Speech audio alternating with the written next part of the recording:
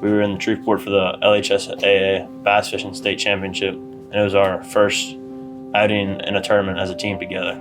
Jacob had noticed on our ride into the boat ramp to pick up the boat an ice chest floating in the water, so he told his dad to slow down, and then we went and checked it out and noticed 2 people floating in the water. We figured out it was 3 later. 2 of them were hanging on to each other. It's about 10 miles across and 2 miles wide, and they were pretty much right in the middle. Right in the middle. But we had to pull them into the boat.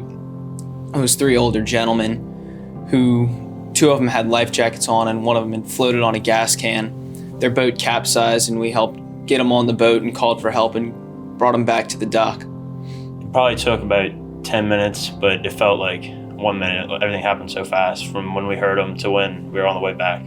So when we got to them, there was a son and his dad was hanging on to his back, and he was really worried about his dad. So that was kind of our first priority. He was 86 years old, so he was kind of hurting. So I was holding on to the dad. Carter helped get the son into the boat because it was going to take all of us to get the dad in. So once the son got in the boat, him, Carter, and my dad all helped get the older gentleman onto the boat. And then after that, we went and got the son that was about 100 feet away on a gas can.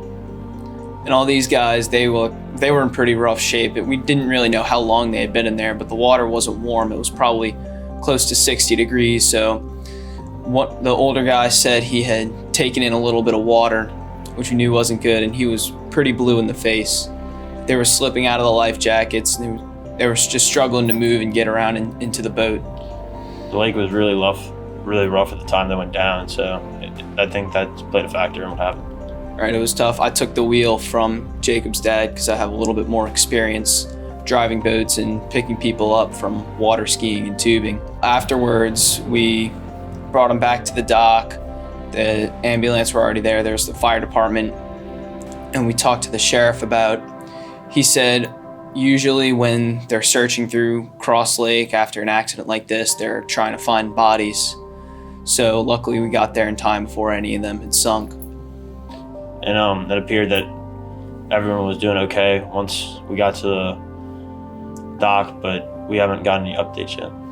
They made it inside the American Legion and warmed up a little bit, and the older gentleman was put in a wheelchair and taken care of by the EMTs. It's pretty crazy. We just got off a tough day on the water and we weren't really feeling the greatest about it. And then this whole experience just changed the whole trip completely.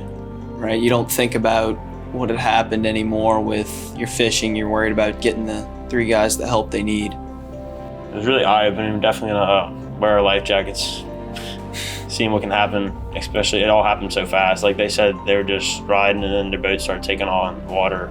And before they knew it, they were floating in a lake. So it's also important to note that when you're driving a boat to be perfectly aware of your surroundings at all times, because someone who's not paying attention could have very easily not seen them or not heard them over the engine and possibly ran one of them over or hit the boat, and then there's another crash.